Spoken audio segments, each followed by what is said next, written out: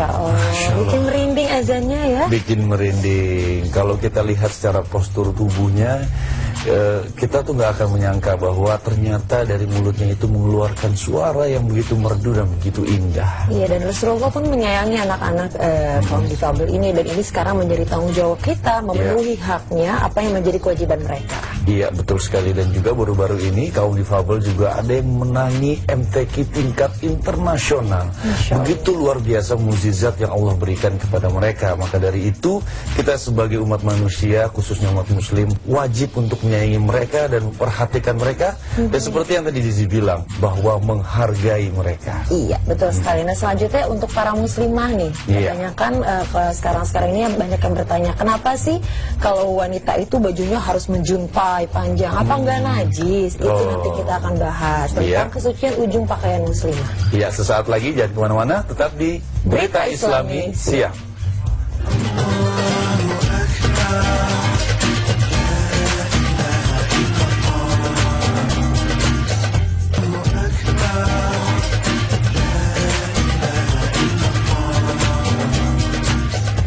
Alhamdulillah pemirsa, terima kasih Anda masih di Berita Islami Siang. Dan berita selanjutnya apa sih? Seperti yang saya bahas tadi, jadi selama ini banyak pertanyaan nih, kalau kita pakai baju terlalu panjang itu apa enggak najis? Kita akan bahas itu, kesucian ujung pakaian muslimah. Ini dia. Kesucian ujung pakaian muslimah. Apa yang spontan terpikir di benak kita ketika melihat seorang muslimah yang memakai jilbab besar dan cadar, ditambah lagi pakaian yang lebar dan panjangnya sampai menyentuh tanah? Sebagian dari kita mungkin akan beranggapan, sudah lebar panjang pula, apa tidak takut kotor? Kalau kena najis di jalan bagaimana? Sahkah sholatnya? Ya, ukhtifillah, telah engkau ketahui bahwa wajib hukumnya bagi wanita untuk menutup auratnya, termasuk kakimu. Ketika Rasulullah SAW menerangkan mengenai bagian bawah pakaian, Ummu Salamah berkata kepada Rasulullah, "Lalu bagaimana dengan pakaian seorang wanita, wahai Rasulullah?" Beliau menjawab, "Hendaklah ia mengulurkannya satu jengkal." Ummu Salamah berkata lagi, "Jika demikian masih tersingkap." Lalu Rasulullah menjawab, "Satu hasta saja dan jangan lebih dari itu." Hadis riwayat At-Tirmizi, hadis hasan sahih. Dari hadis tersebut dapat ditarik dua kesimpulan. Pertama, bahwa seorang wanita wajib menutup kedua telapak kakinya dengan pakaiannya. Kedua, boleh hukumnya memanjangkan pakaian bagi seorang wanita dengan ukuran sebagaimana telah dijelaskan hadis tersebut. Lalu dari mana diukurnya satu jengkal bagi wanita untuk memanjangkan pakaiannya? Dalam hal ini, ada perbedaan pendapat di kalangan ulama, akan tetapi pendapat yang kuat adalah satu jengkal diukur dari mata kaki.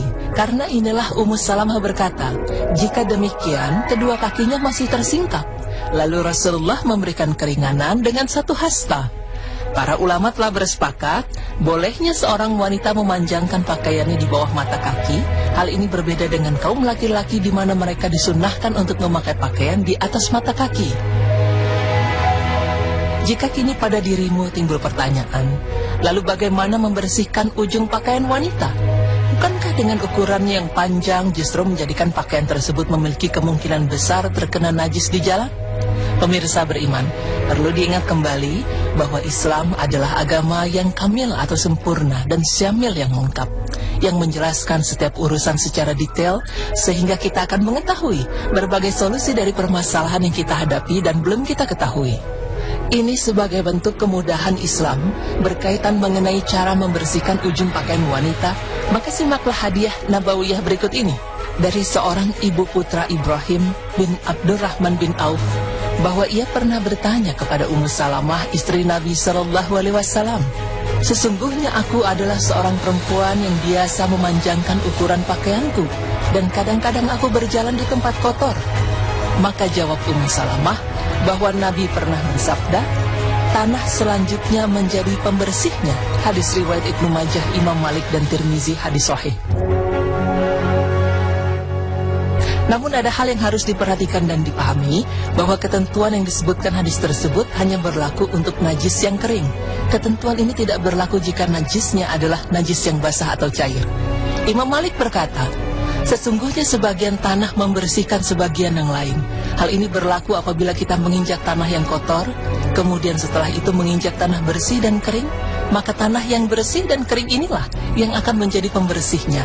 Adapun najis seperti air kencing dan semisalnya yang mengenai pakaian, maka harus dibersihkan dengan air. Lebih jauh, Imam Syafi'i menjelaskan bahwa ketentuan berlaku apabila najis yang diinjak adalah najis yang kering, sehingga tidak ada najis yang melekat padanya. Maksudnya, najis tidak terlihat jelas secara fisik melekat pada pakaian atau tanah telah menyucikannya. Apabila najis yang diinjak adalah najis yang basah, maka harus tetap dibersihkan dengan air hingga bersih. Ukhti, mari kita niatkan setiap amal kita untuk mencari wajah Allah dan mengikuti sunnah Rasulnya. Bukan sekedar karena berprinsip saya suka kebersihan, tapi mari cintai dan wujudkan keindahan dan kebersihan karena mengharap ridha Allah.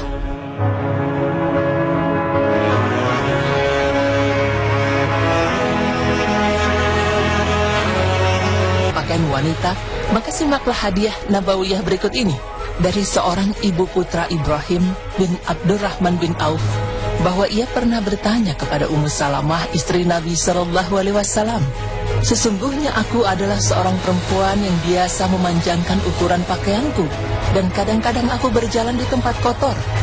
Maka jawab Ummu Salamah bahwa Nabi pernah bersabda, tanah selanjutnya menjadi pembersihnya. Hadis riwayat Ibnu Majah, Imam Malik dan Tirmizi, hadis sahih. Namun ada hal yang harus diperhatikan dan dipahami, bahwa ketentuan yang disebutkan hadis tersebut hanya berlaku untuk najis yang kering. Ketentuan ini tidak berlaku jika najisnya adalah najis yang basah atau cair. Imam Malik berkata, sesungguhnya sebagian tanah membersihkan sebagian yang lain. Hal ini berlaku apabila kita menginjak tanah yang kotor, kemudian setelah itu menginjak tanah bersih dan kering, maka tanah yang bersih dan kering inilah yang akan menjadi pembersihnya. Adapun najis seperti air kencing dan semisalnya yang mengenai pakaian, maka harus dibersihkan dengan air.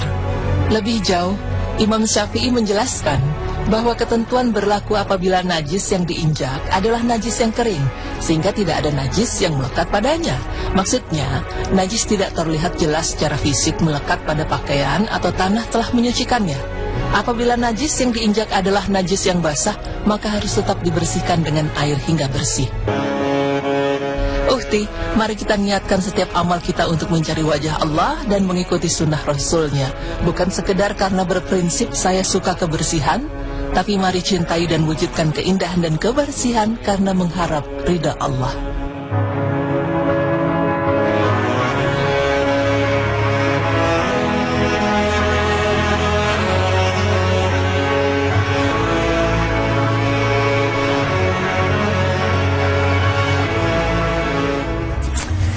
Luar biasa sekali ya. Terjawab sudah. Jadi meskipun boleh dipanjangkan tapi hanya sehasta ya, tidak boleh terlalu panjang segala macam gitu. Jadi semua itu ada tata caranya ya. Apa nggak najis? Biarkan tanah yang selanjutnya yang akan membersihkan najis yang ada. Tapi untuk najis yang kering, kalau yang basah tetap harus dicuci. Iya, luar biasa sekali. Tentunya berita-berita yang tadi sudah kita sampaikan kepada pemirsa, insya Allah manfaat semuanya dan dapat diaplikasikan dalam kehidupan sehari-hari. Insya Allah. Kalau gitu saya Zizi Syahab undur diri. Dan juga saya Tommy Kurniawan. Wassalamualaikum warahmatullahi wabarakatuh.